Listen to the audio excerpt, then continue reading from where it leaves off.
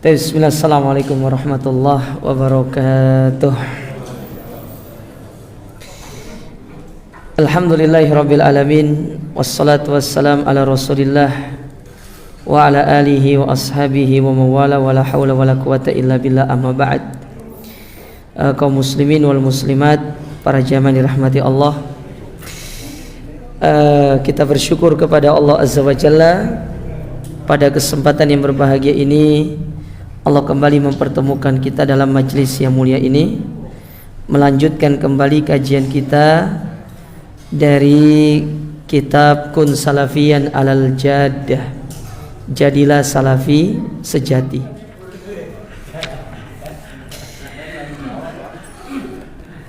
Tapi para jamaah dirahmati serta dimuliakan oleh Allah, kita melanjutkan kembali kajian kita dari Kun Salafiyan Alal Jaddah, jadilah salafi sejati, yang ditulis oleh Fadilatul Syekh Salim Ibn Abdissalam As-Suhaimi hafizahullahu ta'ala. Syekh Abdussalam Ibn Salim As-Suhaimi hafizahullahu ta'ala. Kita masih pada materi yang berkaitan dengan manhajus salaf fil akidah, bagaimana metode salaf di dalam mengambil atau menetapkan akidah.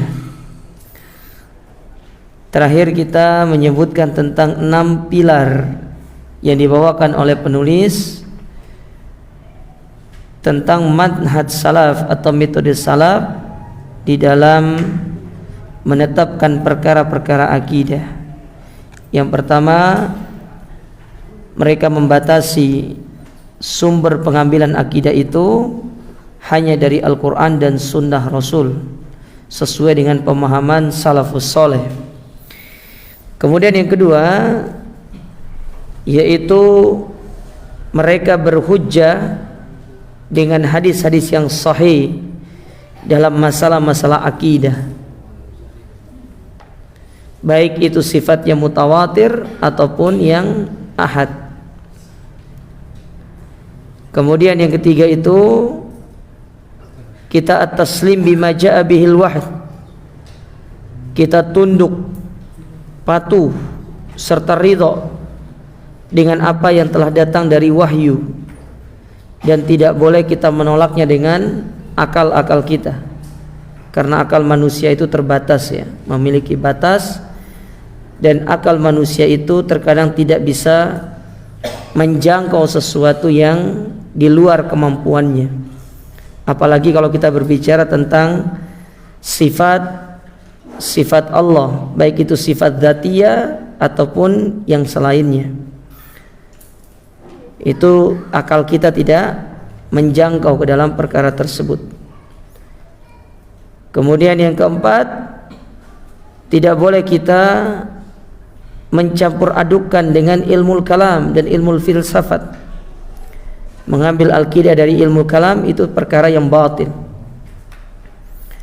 Sedangkan yang kelima, menolak takwil yang batil, ya, penafsiran-penafsiran yang batil yang bukan bersumber dari manhaj salaf atau para salafus salih. Sedangkan yang keenam, yaitu kita menggabungkan atau para salaf menggabungkan antara nas-nas yang memiliki permasalahan yang satu, itu digabungkan, kemudian dikeluarkan di situ nanti ijma'nya, apa konsensus dari para ulama terkait dalil-dalil tersebut. Nah, sekarang kita lanjutkan apa yang disampaikan oleh penulis di sini. Di paragraf berikutnya kata beliau, fahadhil aqidatu mustaqatun minan naba'is safi. Maka akidah ini itu diambil dari sumber yang murni. Safi itu artinya murni, khalis, yaitu kitabullah wa sunnatu rasulih, yaitu Al-Quran dan Sunnah. Ba'idatun anil ahwa wa syubah, yang jauh dari hawa nafsu dan juga perkara syubhat. Ya. Al-Quran tidak ada hawa nafsu di dalamnya. Demikian pula sunnah. Sebagaimana yang diikrarkan oleh Allah Ta'ala di dalam Al-Quran, wa ma yantiqu anil hawa in huwa illa wahyun yuha. Muhammad itu tidak berbicara dengan hawa nafsunya, tetapi berbicara dengan wahyu yang diturunkan oleh Allah Ta'ala. Termasuk hadis yang beliau keluarkan itu merupakan wahyu dari Allah Ta'ala, yaitu ilmu yang datang dari Allah Ta'ala kepada beliau. Fal mutamassiku biha yakunu mu'adziban li nususil kitab wa sunnah. Maka berpegang teguh dengan akidah yang sahihah, yaitu dengan cara kita memuliakan nas-nas yang terdapat di dalam Al-Quran dan Sunnah, li'annahu ya'lam anna kullama fihi haqqun wa shawab. Karena sebagaimana diketahui di dalam Al-Quran dan Sunnah itu semuanya kebenaran, tidak ada kebatilan. Semuanya kebenaran, tidak ada kebohongan di dalam Al-Quran itu. Semuanya benar, dari surat Al-Fatihah sampai An-Nas. Seluruh hadis-hadis Nabi SAW yang sahihah, semuanya itu merupakan kebenaran. Dan sudah terbukti, satu demi satu terbukti di zaman kita sekarang. Ya. Contoh misalkan dalam masa-masa yang sekarang ini, yang sedang hangat-hangatnya, di mana Nabi SAW mengatakan, innakum satahrisuna alal imarah. Sesungguhnya kalian itu akan berlomba-lomba untuk mengejar yang namanya al-imarah, yaitu kekuasaan atau kepemimpinan. Itu yang terjadi di zaman sekarang. Manusia berlomba-lomba untuk menjadi seorang penguasa, menjadi seorang pemimpin. Sementara di antara mereka ada yang tidak memiliki kapasitas untuk menjadi seorang pemimpin. Itu yang terjadi di zaman sekarang. Makanya di antara tanda-tanda kiamat kecil yang disebutkan oleh Nabi SAW, bahwasanya kiamat kecil itu di antara tandanya adalah idza dayyatil amanah, apabila amanah itu sudah mulai disia-siakan. Ketika ditanya apa maksudnya amanah itu disia-siakan, maka dijelaskan oleh Nabi SAW, ketika amanah itu dipegang oleh orang-orang yang tidak berhak dan tidak memiliki kemampuan untuk menjalankan amanah itu, maka itu diantara bentuk dan bagian kita menyia-nyiakan amanah. Ingat, kepemimpinan itu sebuah amanah yang Allah berikan kepada manusia, terutama kepada kaum muslimin. Tapi ketika kepemimpinan itu dipegang oleh orang-orang yang tidak memiliki kemampuan secara ilmu agama, kemudian ilmu masalah kepemimpinan, baik itu yang berkaitan dengan leadership dan yang lainnya, maka ini bentuk kita memberikan amanah kepada orang yang tidak berhak untuk menerima amanah tersebut.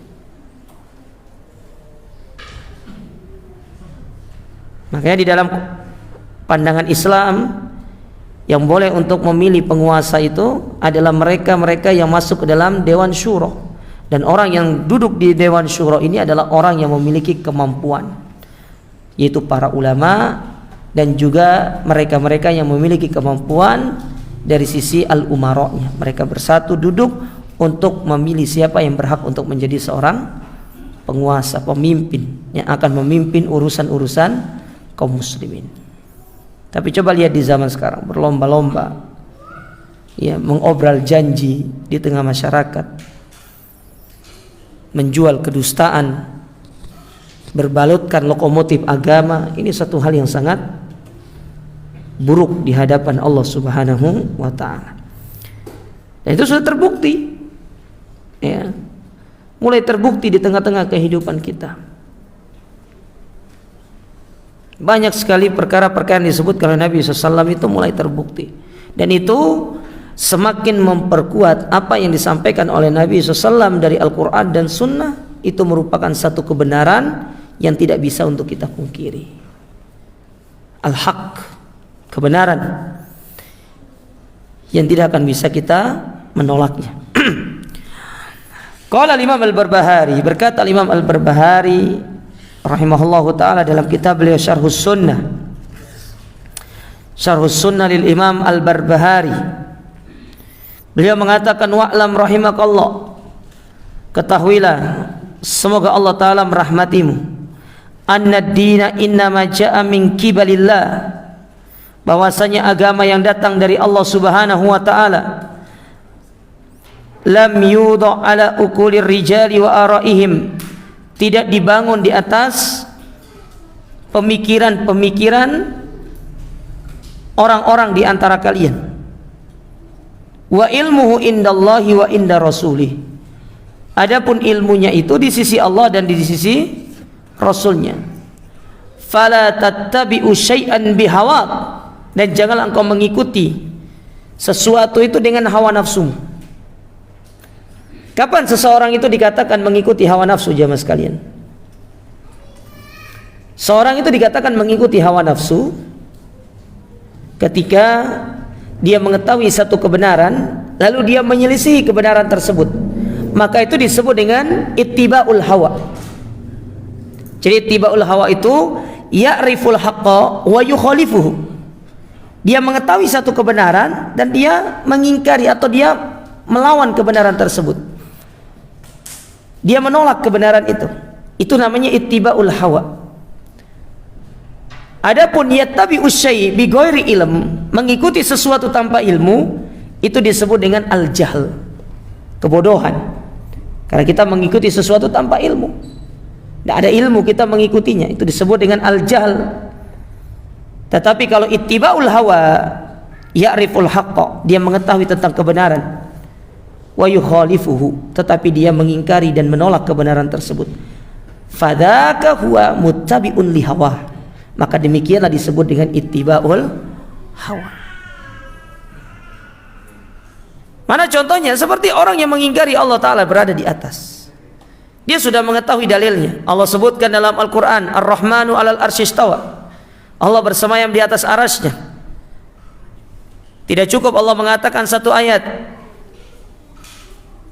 Allah menyebutkan tentang dirinya, summa stawa ilas sama, kemudian Allah bersemayam di atas langit. Disampaikan oleh Nabi SAW,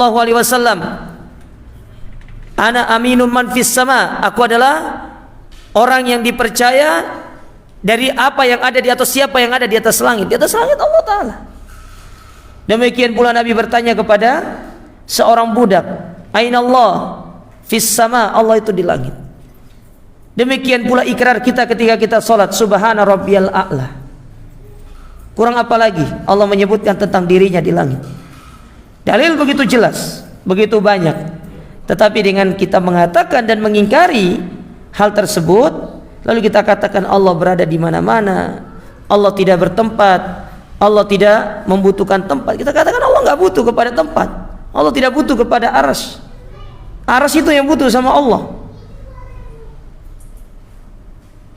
Andai kata tidak ada arsy, Allah nggak ada masalah, karena sejatinya setiap makhluk butuh kepada Allah Ta'ala.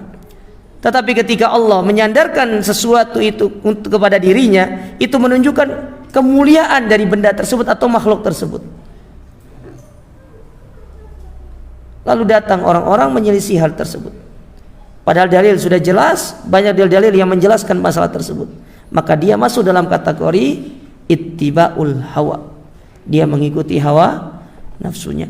Dan ini yang paling berbahaya daripada al-jahl. Kenapa demikian? Karena penyakit ini menimpa orang alim, sementara jahil itu menimpa orang awam.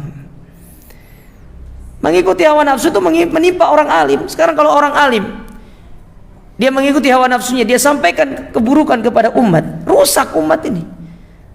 Tapi kalau orang awam, dia berada di atas kejahilannya, itu tidak akan berefek kepada yang lainnya. Tapi orang alim, ketika dia mengikuti hawa nafsunya, apalagi banyak orang yang fanatik kepada dia, mengikuti dia, lalu dia mengatakan sesuatu yang sesuai dengan hawa nafsunya, itu akan menjadi sorodina, akan menjadi sebuah agama yang ada di tengah-tengah masyarakat. Dan itu yang dilakukan oleh orang-orang rahib-rahib, para pendeta-pendeta dan rahib-rahib Yahudi dan Nasrani itu. Mereka merubah agama Allah kemudian menyebarkan di tengah manusia, tidak pernah melakukan demikian. Kitab suci mereka rubah, Taurat dirubah, Injil dirubah, ya, dirubah berdasarkan sesuai dengan keinginan dari para pemuka agamanya. Makanya ketika Nabi SAW menyebutkan kepada seorang sahabat waktu itu, sebentar saya lupa namanya, siapa namanya, aku lupa ya. Jadi ketika Nabi SAW menyebutkan tentang dahulu Ahlul Kitab itu menyembah kepada para pendetanya, kata dia, tidak, kami tidak pernah menyembah, kami tidak pernah sujud kepada pendeta-pendeta kami ya Rasulullah. Maka Nabi SAW mengatakan, bukankah ketika pendetamu mengatakan yang halal jadi haram, yang haram jadi halal, kalian mengikutinya? Iya, kami mengikutinya. Maka Nabi mengatakan, dzalika ibadatuhum, itulah jenis kalian beribadah kepadanya. Engkau mengikuti perintahnya, berarti engkau sedang beribadah kepadanya. Karena dia melawan perintah Allah Ta'ala, melawan apa yang telah Allah turunkan ke dalam kitab-kitab yang mereka pegang. Nah, ini penyakit ya. Makanya saya mengatakan, atau Imam Al-Barbahari mengatakan di sini, fala tattabi'u syai'an bihawak, jangan engkau mengikuti hawa nafsumu. Kenapa demikian? Fatamurruku minad-din, maka niscaya engkau akan keluar dari agama ini sebagaimana keluarnya anak panah dari sasarannya. Seperti yang Nabi SAW kisahkan tentang orang-orang Khawarij itu. Kata Nabi SAW, ya'ti fi akhiriz zaman, akan datang di akhir zaman kaumun hudatsaul asnan, mereka adalah orang-orang yang usianya itu masih muda, sufahaul ahlam, pemikiran mereka masih sangat dangkal. Ada yang mengatakan sufahul ahlam itu ilmu mereka masih sedikit. Ada yang memperinci yang dimaksud dengan sufahul ahlam ini, ilmu mereka tentang jihad mereka itu masih sedikit, tetapi semangat mereka untuk berjihad luar biasa sekali. Dan itu terjadi. Kita lihat orang-orang Khawarij itu, orang-orang ISIS dan yang lainnya.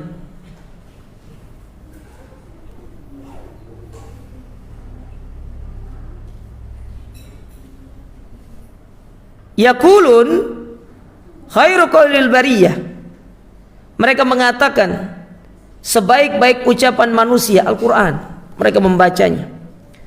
Antum kalau lihat ibadahnya orang-orang Khawarij, antum akan lihat ibadah antum tidak ada apa-apanya. Mereka ibadah tuh sampai letih, sampai lelah, sampai lesu. Dibandingkan kita, subhanallah. Ya, dibandingkan dengan kita, apalagi pemuda-pemuda kaum muslimin,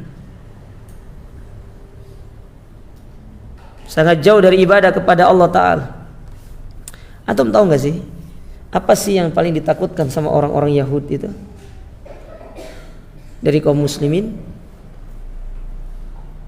Di antara perkara yang paling mereka takutkan itu, ketika pemuda kaum muslimin mereka senang ke masjid untuk beribadah kepada Allah, itulah kekuatan mereka. Dan mereka takut kalau pemudanya rajin ke masjid. Tapi sekarang mereka ketawa melihat, oh udah perlu takut sama kaum muslimin, pemudanya nggak pernah ke masjid kok. Ke masjidnya kalau ada buka bersama, cari takjil. Coba bulan Ramadan tuh ramai masjid itu, pemuda-pemuda ramai. Tapi coba kalau selepas bulan Ramadan sepi, nggak ada orang. Ini yang ada, ini yang sudah mau ingat mati-mati semua yang ada. Pemudanya kemana? Sibuk ngopi sana, ngopa sini, ya, diskusi yang nggak jelas, nggak ada ujungnya, ngobrol yang nggak jelas. Apalagi dengan fenomena sekarang, dunia yang sangat luar biasa sekali dengan kemajuan teknologi, push rank sana, push rank sini. Terus pemuda seperti apa yang mengembangkan Islam ini, coba? Yang akan melanjutkan Islam ini para pemuda.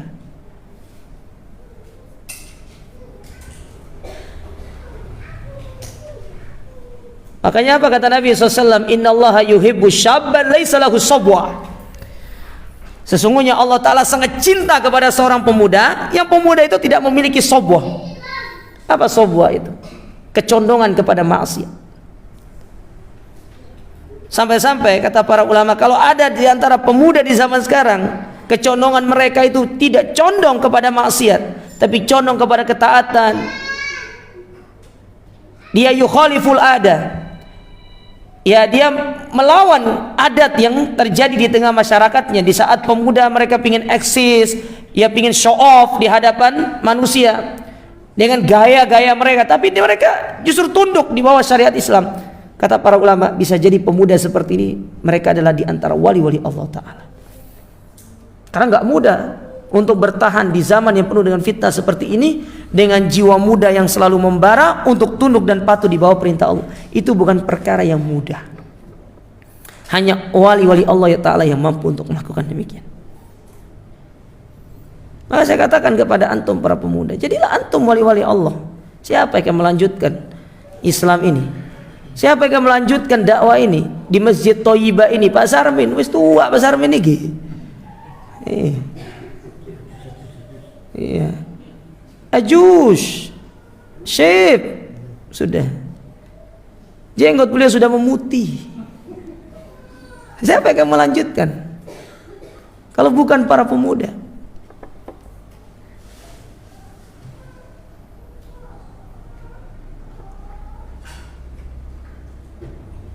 Malah pemudanya terjaring khawarid. Nah, repot.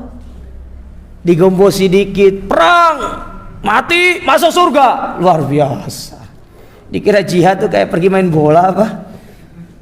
Iya, nggak ada persiapan tanpa pemanasan masuk. Iya, main bola tanpa pemanasan jemaah. Ketarik uratnya jemaah. Itu otot paha ketarik, nggak bisa main antum. Jihad itu perkara yang berat, perkara yang besar. Nggak bisa orang hanya modal semangat, oh berangkat jihad, ayo kita ke Palestina sana. Apalagi niatnya cari budak katanya. Lu cari budak ya, biar tawan itu katanya. Orang-orang Israel itu ditawan biar jadi budak. Subhanallah, niatnya sudah salah itu ya. Nah, itu yang disampaikan oleh Nabi SAW. Yamrukuna minad din kama yamrukus sahmu minar ramiyah. Mereka keluar dari Islam ini sebagaimana keluarnya anak panah dari sasarannya. Jadi keluar itu bukan nancep dia tembus dia itu, tapi lolos. Saking ekstrimnya gitu loh. Melampaui batas. Mujawazatul had namanya. Melampaui batas yang harusnya dia nancep di sasaran itu, tetapi dia keluar. Keluarnya ini bukan keluar sedikit, tidak, tetapi benar-benar lolos ya, harusnya kan nancep kan, cep gitu loh. Ada yang keluar ke sini kan, tapi ini enggak semua sampai ekornya keluar. Itu yang dimaksud dengan yamrukuna minad din kama yamrukus sahmu minar ramiyah. Tidak tersisa sedikit pun, nempel. Karena itu tadi ittiba'ul hawa, terlalu mengikuti hawa nafsunya.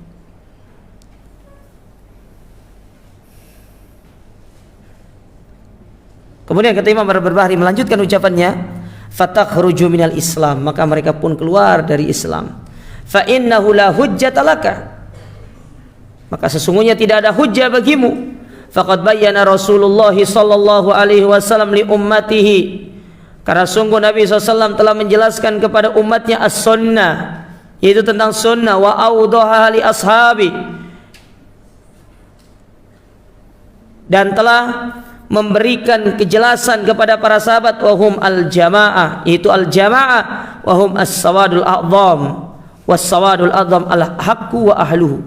Sedangkan ini maksud dengan as-sawadul a'zam itu yaitu kebenaran dan orang-orang yang mengikuti kebenaran tersebut.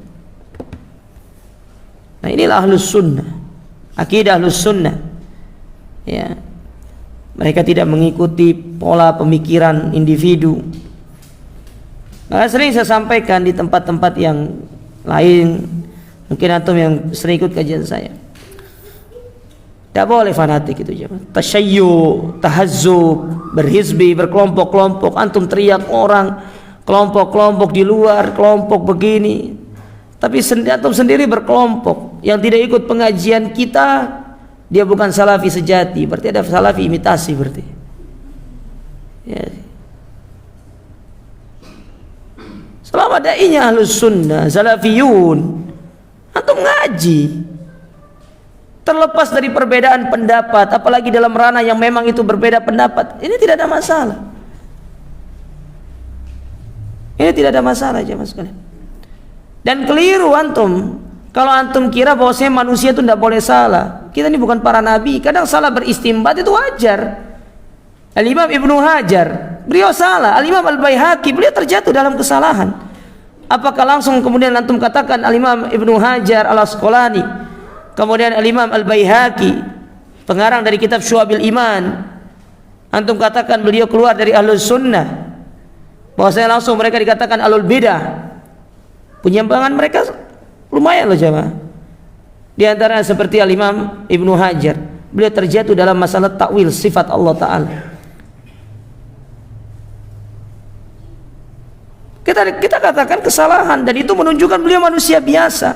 Tetapi semangat beliau untuk menegakkan sunnah dan tauhid ini itu jauh lebih besar daripada kesalahan beliau yang masih bisa untuk diluruskan. Kalau konsekuensinya antum katakan Ibnu Hajar sebagai ahlul bid'ah karena kesalahan seperti itu, berarti antum tidak boleh menggunakan Fathul Bari sebagai rujukan untuk mensyarah Sahih Al-Bukhari. Sementara tidak ada pengarang atau tidak ada syarah dari Sahih Bukhari yang terbaik kecuali Fathul Bari. Dan ini senang orang-orang yang menyimpang itu, ya, menjadi hujjah bagi mereka untuk menyerang dakwah salafiyah. Nah, ini yang terjadi di tengah kita. Subhanallah. Jangan ngaji di sana, nggak boleh. Iya, kalau ustadznya memang ustadz yang tidak berada di atas akidah yang benar, manhaj yang benar, maka wajar antum harus menjauhinya. Ini jelas-jelas ustadznya berada di atas akidah yang benar, manhaj yang benar, sudah mendedikasikan dirinya untuk sunnah. Lalu karena antum berselisih dari sisi masalah personal, lalu antum bawa dalam dunia dakwah, lucu antum jangan. Lucu. Terus antum melarang orang antum kalau ngaji di sana, antum ngaji dengan ahlul bid'ah, subhanallah. Ya akhi. Ya, tidak semudah itu untuk kita memvonis orang. Ya. Sudahkah kita iqamatul hujjah? Apalagi itu kita sampaikan nasihat. Ya. Ini yang merusak dakwah ini. Merusak dakwah. Ya. Taib. Waqad qala qabla dzalik, dan sungguh telah dikatakan sebelum itu oleh Imam Al-Barbahari pada halaman yang sebelumnya, halaman 56 di sini, karena sebelumnya itu, setelahnya itu kan halaman 66 yang kita baca barusan, halaman 66. Tapi disebutkan sebelumnya, kata beliau, min kitab Syarhus Sunnah, dari kitab beliau Syarhus Sunnah, tipis Syarhus Sunnah itu. Ya, banyak syarahnya. Kalau saya menyarankan antum, kalau syarahnya itu beli syarah yang disyarah oleh Syekh Ahmad bin Yahya An-Najmi. Itu bagus syarahnya. Namanya Irsyadus Syarih ala Syarhis Sunnah, kitab ala Syarhis Sunnah lil Imam Al-Barbahari. Nama bukunya Irsyadus Syarih, karangannya Syekh Yahya Ahmad bin Yahya An-Najmi. Itu bagus bukunya menurut saya ya. Banyak soalnya Syarhus Sunnah itu. Ada Aunul Bari, ada karangan Syekh Rabi bin Hadi Al-Madkhali, 2 jilid. Ya, 2 jilid. Ada 2 jilid warna kuning dia. Kalau di rumah saya tuh warna kuning, tapi nggak tahu cetakan baru. Tebal 2 jilid. Tapi kalau untuk dipakai pengajian yang bagus itu, karena dia cuma 1 jilid, karangannya Syekh Ahmad Yahya An-Najmi. Itu ada 1 jilid. Ya. Menurut saya itu bagus. Ya, bagus. Karena saya juga mengikuti kajian online-nya dibahas oleh para masyayikh. Ya. Nah, kata beliau, wal asas alladzi tubna alaihil jamaah. Adapun pondasi yang al-jamaah dibangun di atasnya, siapa itu al-jamaah? Wahum ashabu Muhammad, wahum ahlus sunnah wal jamaah, yaitu sahabatnya Nabi sallallahu alaihi wasallam. Ya.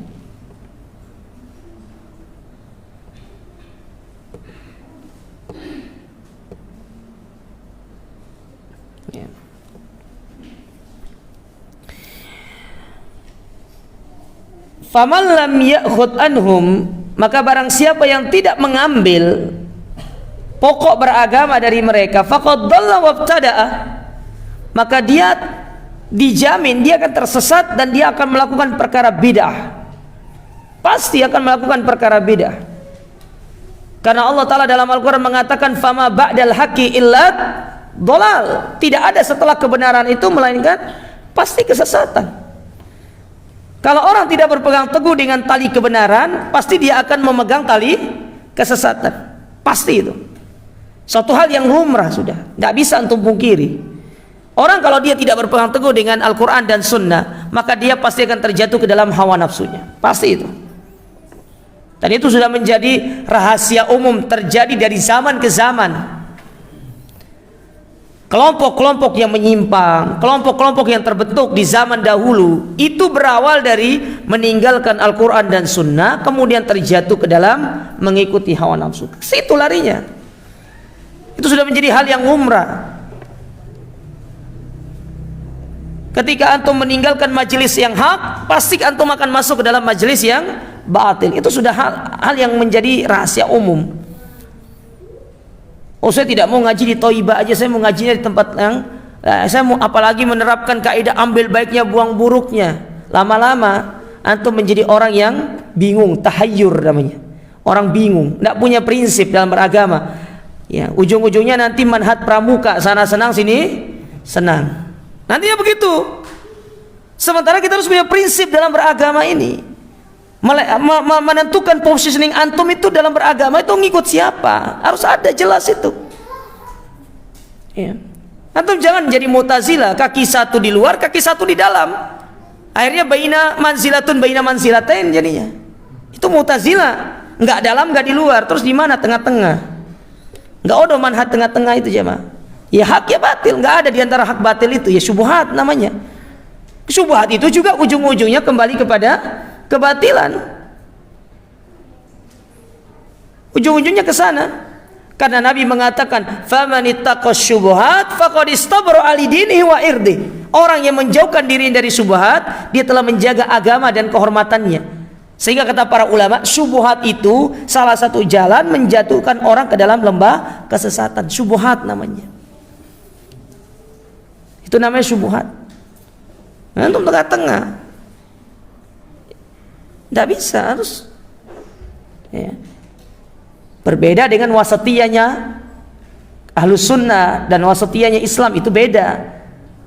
Tapi kalau di antara kebatilan dan keburukan, itu kebatilan dan kebenaran, itu tidak bisa tengah-tengah. Harus, oh saya orangnya Ustaz, apa namanya istilahnya itu abstain Ustaz, di tengah-tengah. Ya nggak bisa jangan sekalian. Ya, tidak bisa seperti itu. Ya, keliru. Ya, keliru seperti itu.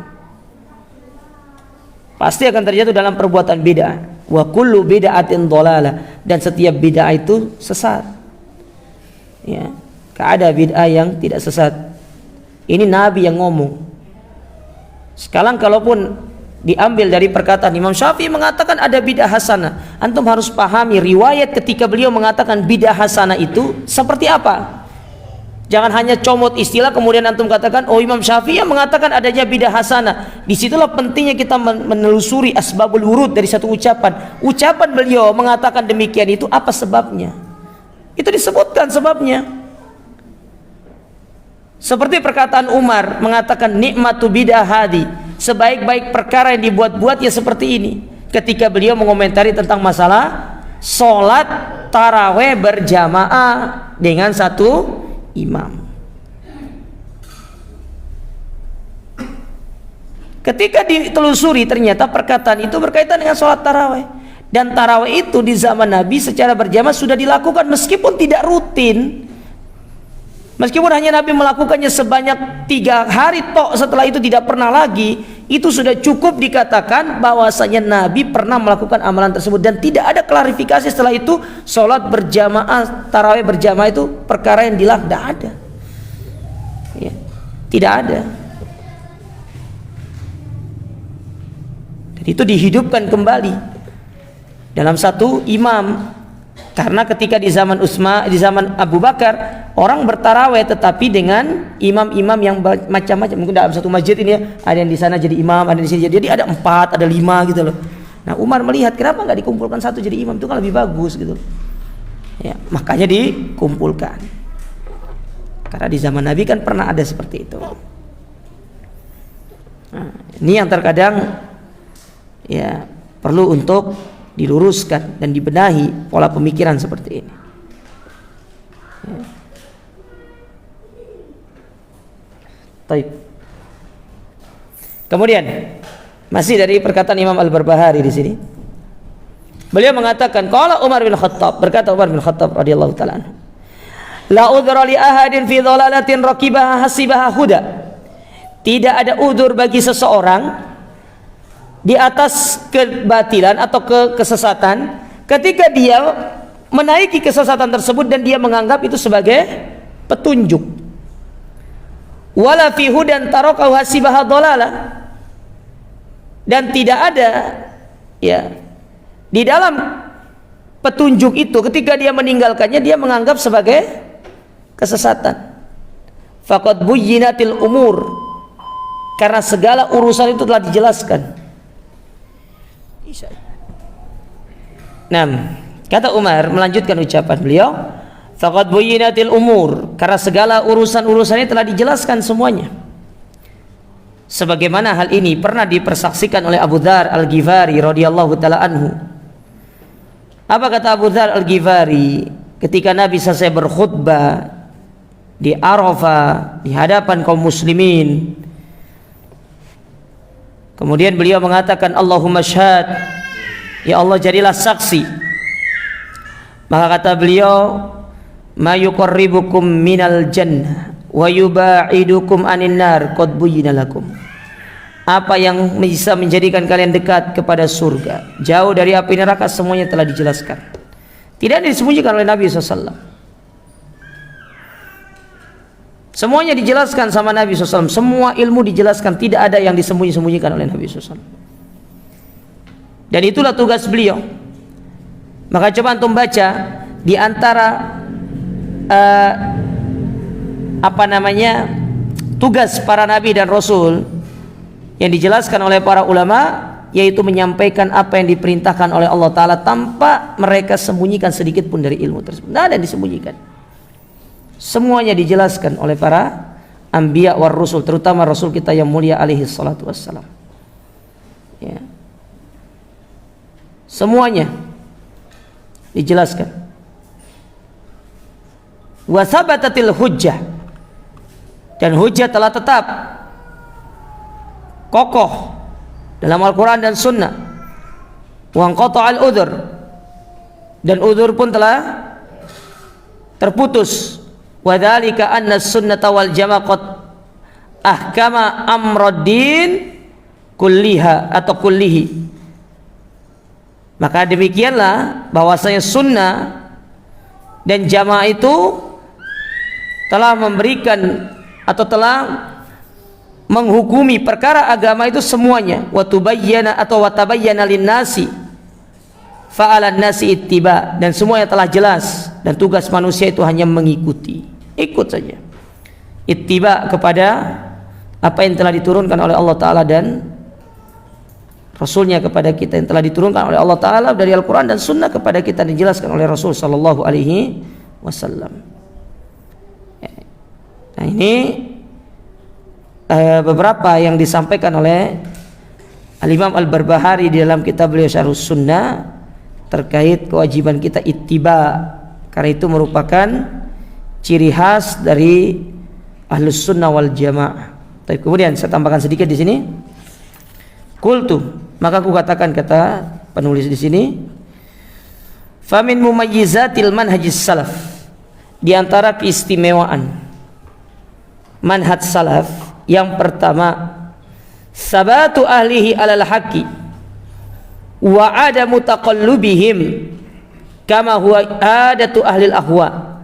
Kokohnya ahlus sunnah di atas kebenaran, dan mereka itu bukan orang yang taqallub. Taqallub itu sering berpindah-pindah gitu loh.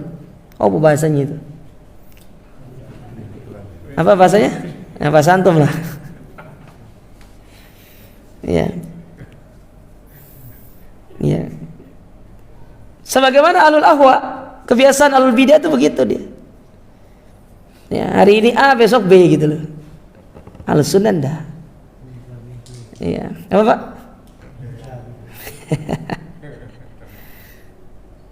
Nah, perhatikan di sini. Qala Hudzaifah li Abi Mas'ud. Berkata Hudzaifah kepada Abu Mas'ud. Abu Mas'ud ini tabi'in. Hudzaifah sahabat berkata kepada Abu Mas'ud, kata beliau, diperhatikan perkataan Hudzaifah ini. Bila perlu antum tulis sini besar-besar nanti pulang ke rumah, biar ini menjadi pokok kita dalam beragama.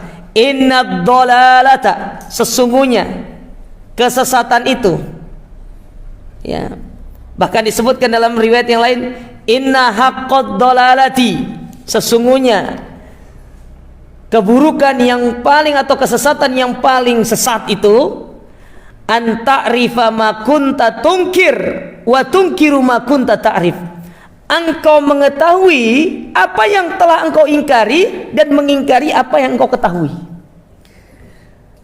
Ya, paham gak maksudnya? Engkau tahu ini adalah perbuatan yang buruk dan engkau sudah ingkari perkara tersebut, tetapi di kemudian hari engkau balik, sesuatu yang engkau ingkari itu malah engkau ikuti, malah engkau ikuti. Wa iyyaka wat talawun fid din, maka janganlah engkau itu at-talawun. Talawun ya bermuka dua gitu loh, seperti bunglon. Engkau jangan bertalawun seperti bunglon dalam urusan agama. Masuk kandang kambing nanti ngembek, masuk kandang kerbau ya mau, ya kan? Jangan seperti itu beragama itu. Dimanapun kita berada, kita harus menunjukkan jati diri kita sebagai seorang ahlus sunnah, ya. Dan ingat, menghukumi orang itu ahlus sunnah bukan dari sisi pakaian. Antum keliru kalau menghukumi seseorang itu sebagai ahlus sunnah dari sisi pakaian. Jadi kalau dia pakai brand A itu ahlus sunnah, kalau pakai brand B bukan ahlus sunnah. Nggak gitu siapa? Bukan dari sisi pakaian, tapi ahlus sunnah itu dari sisi pemikiran, dari sisi akidah, ya. Dari sisi akidah itu untuk kita menghukumi orang itu ahlus sunnah atau tidak. Penampilan boleh sama, casing boleh sama, tetapi akidah pasti berbeda. Tidak semua yang pakai jubah itu pasti berada di atas akidah ahlus sunnah. Oh, no, sing pakai jubah yang mereka akhirnya dari satu masjid ke masjid yang lain pindah, ya, kan ada seperti itu. Tapi bukan berarti nanti antum dosa pakai jubah, nggak gitu maksudnya jemaah. Kadang-kadang kan penisbatan begitu, ya. Penisbatannya kan seperti itu. Dulu itu saya punya pandangan ya, ketika waktu di SMA pas mondok itu, banyak orang ketika dia sudah ngaji salaf, tiba-tiba penampilannya berubah. Yang tadinya itu dia menggunakan celana panjang sama koko atau pakai sarung pakai koko gitu kan. Ketika dia sudah rutin ngaji salaf, tiba-tiba berubah jadi jubah. Ya, jadi jubah, dan jubahnya itu jubah yang besar ininya tuh. Terus tangannya lebar tuh. Ya. Berubah jadi itu, dan itu menunjukkan bahwasanya seolah-olah dia itu sudah berada di atas sunnah. Enggak gitu. Antum kalau memang nyamannya itu pakai dengan cara ya udah antum pakai koko, pakai sarung, ya enggak apa-apa, tidak ada masalah. Yang penting itu kan yang berubah itu kan pemikirannya, akidahnya itu yang perlu dirubah. Penampilan itu kan selera jamaah. Karena Allah mengatakan, "Hudzu zinatakum inda kulli masjid." Ambillah pakaian terbaik kalian. Namanya pakaian terbaik, masing-masing orang kan beda perspektifnya. Ada orang yang memandang pakaian terbaik saya ketika saya menggunakan ini, itu kan perspektif orang beda-beda. Gak bisa antum samakan. Oh semua berarti kalau yang ikut kajian nanti kajian salaf di Masjid Thaibah semua harus pakai jubah. Enggak gitu jangan. Bebas antum mau pakai sarung, fadhol, mau pakai jubah silakan. Yang penting pemikiran antum nih yang paling penting. Cara beragama itu yang paling penting. Itu yang perlu untuk dibenari. Untuk dibenahi itu yang di situ yang paling penting, itu bukan penampilan itu ngikut aja. Sesuai dengan selera aja. Kalau antum cocoknya tidak harus pakai peci putih kayak peci putih ini pasti Wahabi gitu kan. Antum kira semua pakai peci kayak gini Wahabi. Oh no, teroris pakai peci kayak gini jemaah. Ya, enggak semua. Terus yang pakai peci hitam itu adalah orang-orang yang ahlul bid'ah, karena itu peci nasional katanya. Sampai pernah itu salah seorang ustadz kita ngisi di satu tempat, datang pertanyaan, "Ustadz, kenapa antum pakai peci hitam? Bukankah itu pecinya ahlul bid'ah?" Lu langsung ditanya, "Mana dalil mengatakan peci hitam itu peci ahlul bid'ah? Datangkan kepada saya hari ini, saya tunggu," kata beliau. Keliru antum. Ya. Keliru.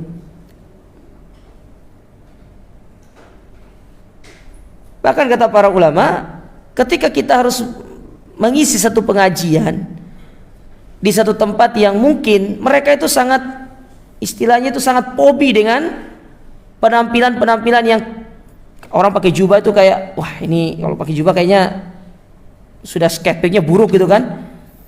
Maka antum berpenampilan seperti ahlul bilad di situ, mengikuti ahlul bilad selama tidak pakaian tersebut menyelisih syariat.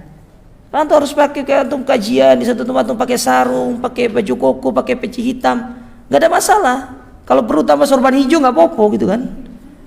Yang samping sorban hijau gitu. Ki nggak ono sorban hijaunya, gimana takmir ya? Sorban hijau nggak ada. Ya. Nggak masalah. Tapi kan yang penting apa yang antum sampaikan itu. Yang antum sampaikan itu yang paling penting. Itu yang akan menjadi penilaiannya di situ, yang akan menjadi pembedanya. Nah, ini tolong dipahami masalah seperti ini jemaah ya. Ya. Tapi kita kembali ke sini, wa iyyaka wat talawun fid din. Hati-hati kalian dengan sikap at-talawun. Ya bermuka dua. Hari ini A, besok B, beda lagi. Fa inna dinallahi wahid. Karena sesungguhnya agama Allah itu satu agama Allah.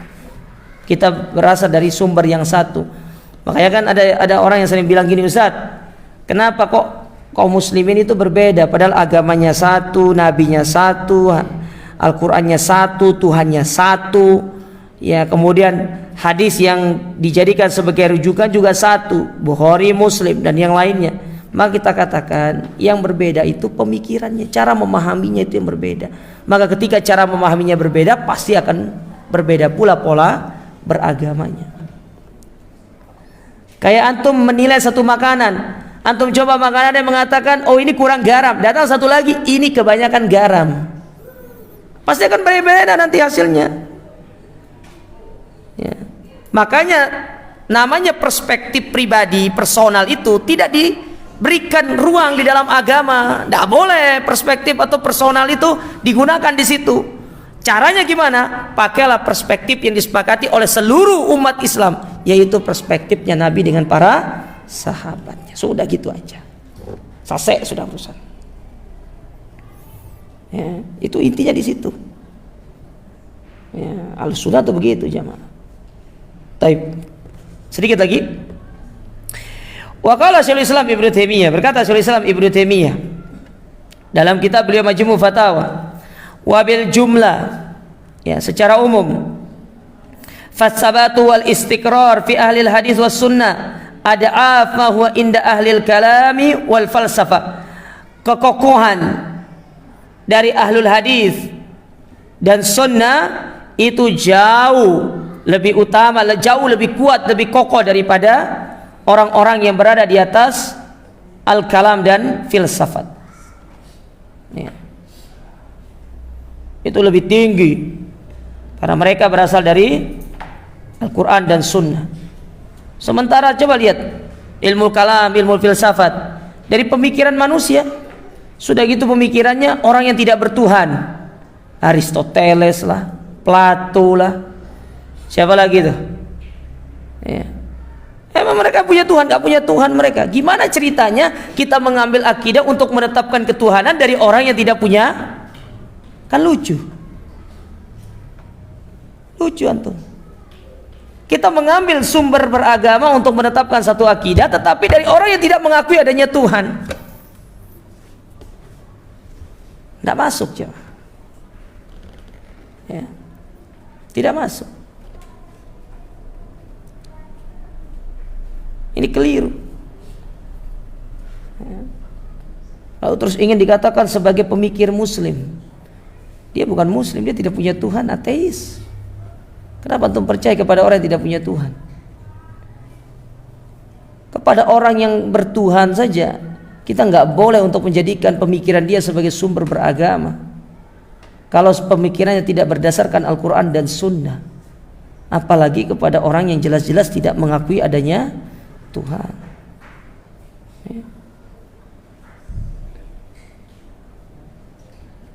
Dan itu diantara akidah kebanyakan kaum muslimin. Di antara akidah yang diambil atau orang yang mengambil akidah ini seperti Ibnu Sina. Ibnu Sina itu, kita katakan Ibnu Sina dari sisi ilmu kedokteran top, tapi dari sisi agama no. Karena pemikirannya mengambil pemikirannya orang-orang filsafat. Antum kalau mengambil ilmu kedokterannya oke, tapi agama tidak. Ya. Filosof, Ibnu Sina itu filosof orang. Itu disebutkan dalam kitab-kitab para ulama. Wa qala aidan, kemudian beliau juga berkata,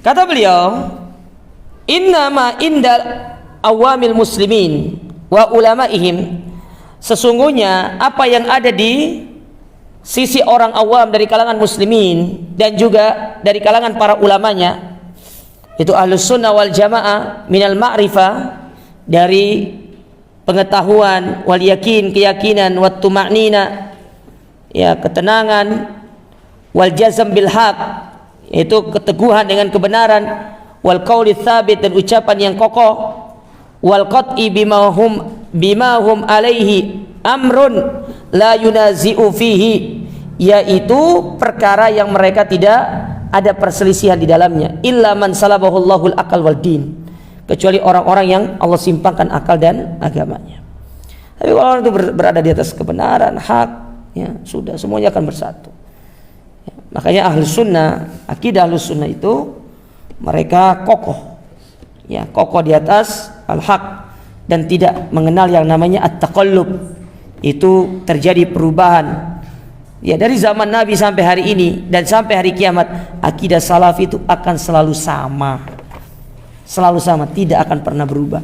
Tetap menetapkan Allah berada di atas, tetap mengatakan Allah memiliki tangan, Allah memiliki wajah, Allah memiliki yang Allah sebutkan dalam Al-Quran dan juga apa yang disifati oleh Nabi SAW. Tetap akan mengatakan demikian, mengatakan Al-Quran itu adalah kalamullah, bukan makhluk. Itulah akidah salaf yang tidak akan pernah berubah dari masa ke masa, dari zaman ke zaman.